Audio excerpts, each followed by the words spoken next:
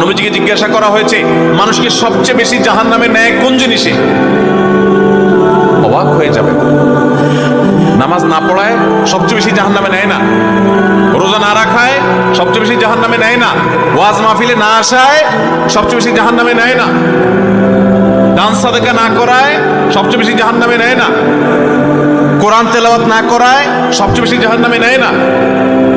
তাহলে কিসে সবচেয়ে বেশি জাহান্নামে নেয় মানুষকে? সুইলা রাসূলুল্লাহ সাল্লাল্লাহু আলাইহি ওয়াসাল্লাম আন আকসারি মা ইউদখিলুন নাস আন-নার, মানুষকে সবচেয়ে বেশি জাহান্নামে নেয় কোন জিনিসে জিজ্ঞাসা করা হয়েছে। নবীজি বলেছেন দুই জিনিস, আল ফামু ওয়াল ফারাজ, মানুষের জিহ্বা, মুখ এবং লজ্জাস্থান, এই দুইটা অঙ্গ মানুষকে সবচেয়ে বেশি জাহান্নামে নিয়ে যায়। সবচেয়ে বেশি জাহান্নামে নিবে এই দুইটা অঙ্গ।